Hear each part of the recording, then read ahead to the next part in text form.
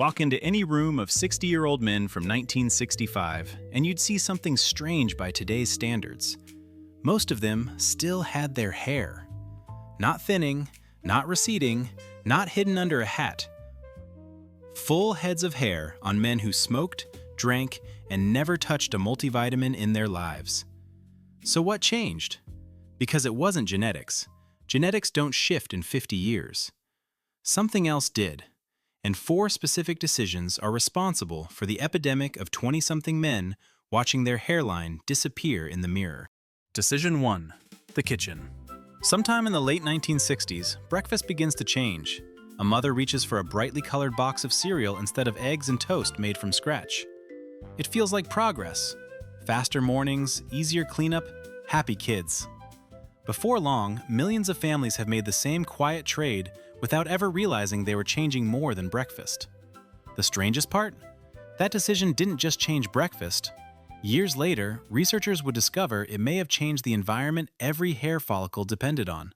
Hair is made almost entirely from a protein called keratin, and the body has to keep building it fresh, strand by strand, for the rest of a man's life.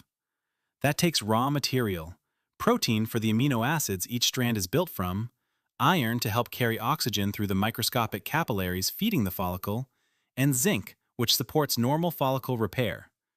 Refined carbohydrates, high-fructose corn syrup, and heavily processed foods gradually replaced more whole foods across America, and diets built around them can keep insulin elevated for long periods, restricting that same blood flow. Imagine a plant slowly losing access to water.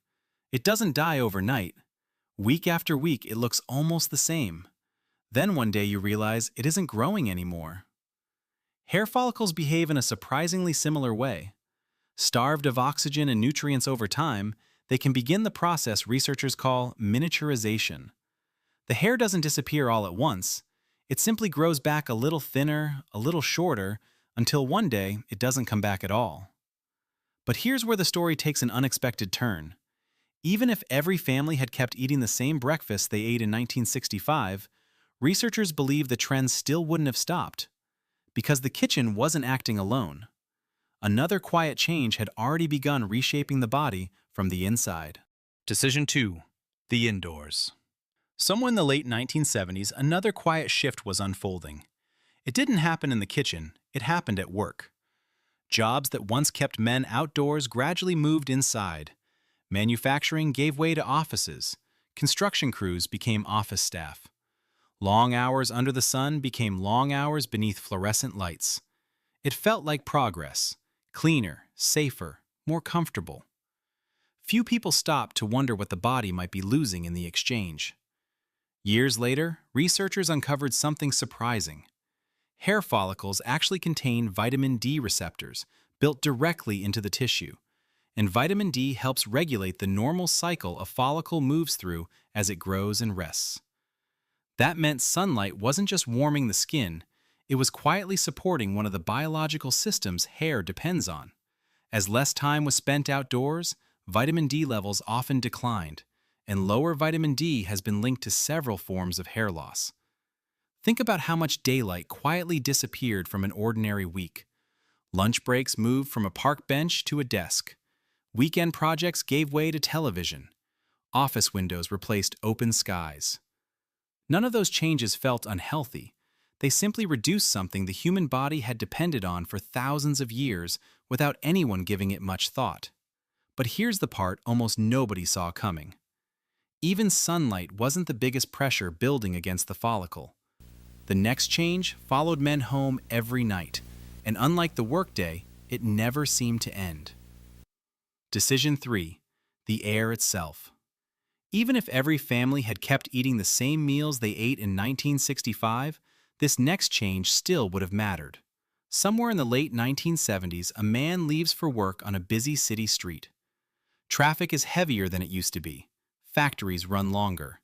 Construction cranes fill the skyline. At home, brightly packaged shampoos and styling products promise healthier, cleaner hair than ever before. None of it feels unusual. It's simply what modern life looks like. But here's what almost nobody realized. The air itself had changed.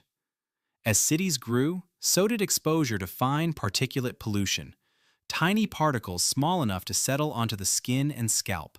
Those particles generate what scientists call free radicals, unstable molecules that damage surrounding cells and trigger inflammation wherever they land.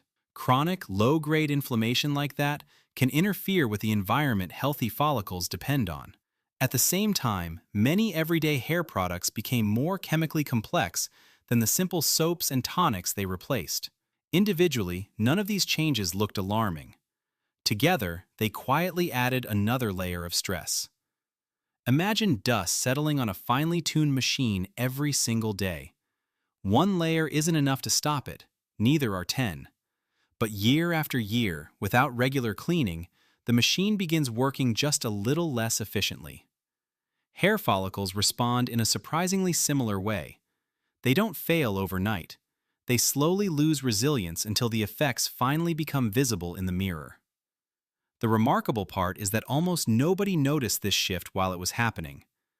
Men weren't choosing busier roads or new shampoos because they thought it might affect their hair. They were simply adapting to a world that looked cleaner, faster, and more modern than the one before it. But even pollution wasn't the final piece of the puzzle. The last change didn't settle on the scalp during the day. It followed men home after dark, and that's where the story takes its most unexpected turn. Decision 4. The mind that never clocked out. By now, the follicle was already fighting on several fronts. Chronic stress quietly tipped the balance even further. Work used to end when a man walked out the door. Today, it follows him home, into his pocket, onto his nightstand, buzzing long after the day should be over. That constant low hum of stress keeps cortisol elevated, the hormone that holds the body in fight or flight instead of letting it settle into repair mode.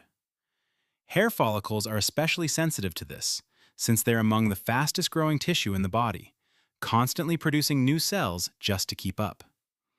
Researchers have found that prolonged stress can push more hair follicles into their shedding phase, a condition known as telogen effluvium. On its own, that shedding is often temporary, but when it's layered on top of a genetic sensitivity to DHT, the hormone involved in male pattern baldness, it can make thinning more noticeable and recovery more difficult. The follicle wasn't losing just one battle anymore. It was fighting 4 at once. And that's where the real story begins to come into focus. Only now, with all 4 decisions side by side, does the picture finally come into focus. None of these changes had to be catastrophic on their own. Their power came from arriving together, one after another, each quietly making the next one more effective. That's why the pattern stayed hidden for so long. The first domino was diet. The second was life indoors. The third was the air itself. The fourth was a mind that never fully switched off. None looked dangerous. Together, they began moving a genetic timeline that once unfolded over decades into one that can unfold much earlier. Think back to that hair follicle, like a plant slowly losing water. One bad season doesn't kill it, but if the soil dries out, the sunlight disappears, the air turns harsh, and the roots never get a chance to recover, decline stops looking like bad luck. It starts looking inevitable. That's why there was never a single invention to blame, or one dramatic turning point everyone remembered. Just thousands of ordinary decisions, repeated across millions of lives, until the pattern finally became visible years later. But here's the encouraging part. If everyday life helped move the timeline forward, everyday life may also be able to slow it down. The man in 1965 wasn't genetically superior to you. He was simply living in a world that fed his body differently, kept him outdoors longer, exposed him to cleaner air, and let the day end when the day was done. And that's the encouraging part. The environment helps shape how quickly the problem arrived, which means it can help shape how quickly it progresses, too. You can't rewrite your genetics, but you can decide how much of the modern world your follicles have to fight against.